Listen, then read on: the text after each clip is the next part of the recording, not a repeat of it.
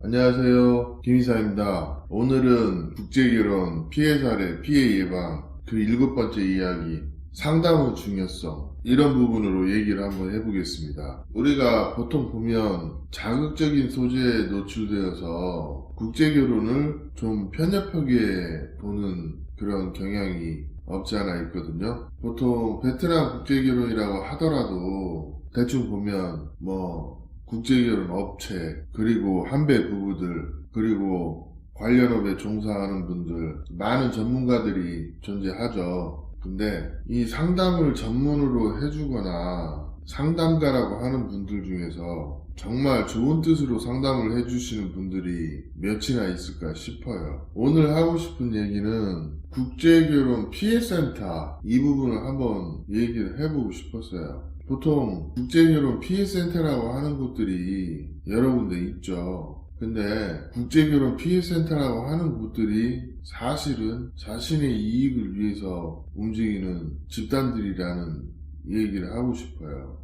예전에 국제결혼 피해센터에서 국제결혼 업체를 운영을 하거나 국제결혼 업체를 소개시켜줘서 오히려 더 문제가 된 그런 케이스가 많은데, 이게 시간이 지나니까 유야무야 되고 이런 부분들이 공론화되지 않아서 그렇지, 제가 보는 관점에서는 국제결혼 업자나 국제결혼 피해센터나 도찐 개찐입니다. 오늘은 그 얘기를 한번 해보겠습니다. 이게 국제결혼 하다 보면 아쉽게도 국제결혼 실패하시는 분들이 있어요. 그러면 도움을 받기 위해서 국제결혼 피해센터나 피해 카페나 이런 데를 방문해서 정보를 얻으려고 하는 분들이 있어요. 근데 이분들이 하는 말들이 틀린 얘기는 아닌데, 한편으로 보면 우리나라에서는 진짜 순수한 목적으로 누굴 돕는 사람이 없어요. 국제결혼 피해센터도 그런 축에 속합니다. 국제결혼 피해센터에서 활동하는 상당수의 사람들은 국제결혼 피해본 사람들의 피를 빨아먹고 있어요. 국제결혼 피해본 거 도와주는 척 하면서 같이 업체에 대응해주고, 그러면서 나는 믿을만 하니까 나한테 재추진을 해라,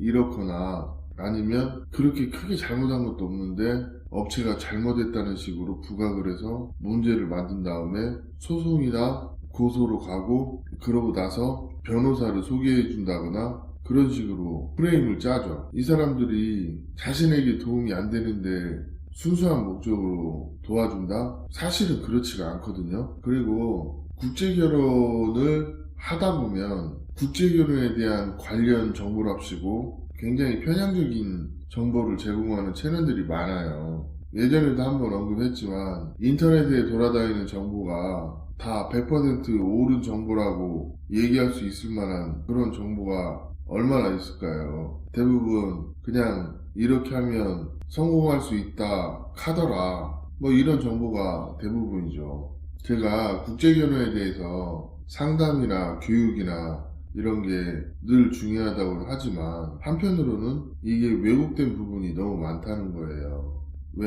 누군가의 이익을 위해서 정보들이 가공되고 왜곡되어서 재생산된 이런 정보들이 사실은 그 사람들이 이익을 위해서 쓰이는 게 현재의 국제결혼 업계의 관행이에요. 국제결혼 피해센터도 마찬가지입니다. 국제결혼 피해센터를 운영하는 주체들이 누군지 한번 생각해 볼 필요도 있어요. 이것도 일종의 바이럴로 이용이 돼서 국제결혼 피해센터가 국제결혼 업자가 되어버리는 그런 케이스가 많죠. 업체들도 이걸 알지만 그냥 피곤하니까 안 건드리는 거예요. 그럼 내가 국제결혼에 대해서 잘 알고 해서 국제결혼의 피해가 발생하지 않게끔 하는 게 가장 현명하겠지만, 사람 일이라는 게 하다 보면 결혼이 실패하기도 해요. 그런다 해서 2차적으로 국제결혼 피해센터나 피해 카페나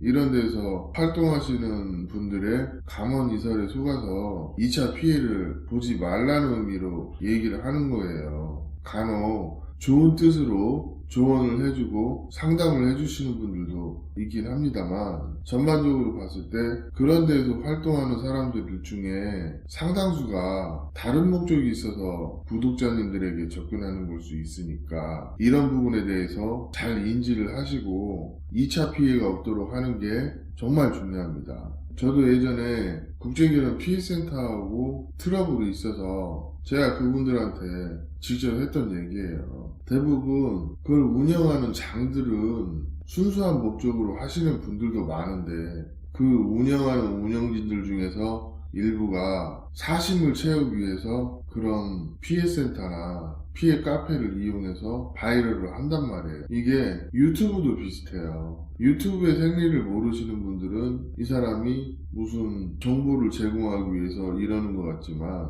그 내면을 들여다보고 그 속을 들여다보면 돈을 벌기 위해서 그렇게 하고 또 본인의 수익을 위해서 그렇게 하고 그런 분들이 많죠. 어떻게 보면 다른 형태의 사이버 레카예요. 이런 한쪽으로 편협한 어떤 자신의 이익을 위해서 가공된 정보들에 여러분들이 희생되고 있는 걸 보면서 제가 이런 얘기도 하는 겁니다. 자, 보세요. 어떤 정보를 한쪽으로 편협하게 가공을 해서 그것을 자신의 이익을 위해서 이용하는 집단이 국제결혼 피해센터, 국제결혼 피해카페, 국제결혼 선입견을 조장하는 그런 유튜버들, 이런 분들이 하는 행태예요. 이 정보들이 대부분 잘 살고 있는 한배 부부나 이 업에 종사하고 있는 분들은 정말 이런 부분들이 마음에 안 들고 참 문제다, 이런 생각을 하시는 분들이 많아요.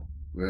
국제결혼은 결론적으로 얘기하면 결혼할 때 결혼할 만한 여자, 결혼의 동기가 비교적 순수한 여자를 선택을 해야 되는데, 이게 웃기는 게 본인의 결혼의 동기가 순수하지 않고 결혼의 목적에서 벗어난 결혼을 하면서 문제가 생기면 업체를 탓하고 베트남 신부를 탓하고 이런 게 상당 부분 있다는 거죠. 근데 그 잘못되신 분들이 또 국제결혼 피해 카페나 피해센터나 이런 데 가요. 그러면 똥꼬 존나 빨아주고 마지막에 한다는 소리가 우리 아는 데서 결혼하면 문제없다, 아니면 뭐 이렇게 해주겠다, 일종의 영업을 위한 하나의 수단이에요. 그러면 그런 것들이 일종의 2차 피해 아닐까요? 국제결혼은요, 그 누구도 완벽하게 우리 업체에서 내가 소개하면 100% 확실하다 이런 건 없어요. 중요한 거는 국제결혼을 하시는 분들이 결혼의 속성이나 그 위험성을 알고 그 리스크를 줄여가는 쪽으로 런닝메이트 같은 함께 노력해줄 좋은 파트너를 만나야 돼요. 국제결혼의 속성이 이런 게 있습니다. 그냥 놔둬도 반 이상은 아무 문제가 없어요. 그러면 국제결혼의 반 정도는 순리를 알고 결혼하시는 분들이 많고, 또 국제결혼하고 엄청난 노력을 하시는 분들도 있겠죠. 사실은 이런 부분이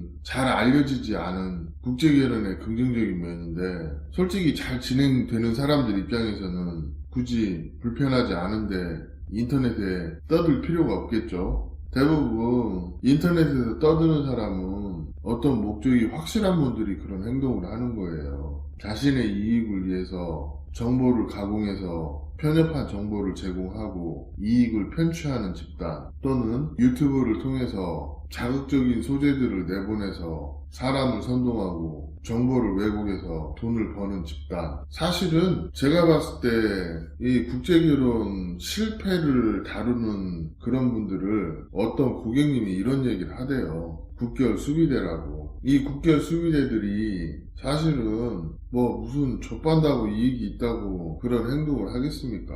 제가 봤을 때는 이런 분들 순수한 목적은 아니에요. 그러니까 이런 자극적인 소재에 희생양이 되지 마시라는 의미로 오늘 이야기 해봤습니다. 오늘 이야기는 여기까지 하겠습니다. 감사합니다.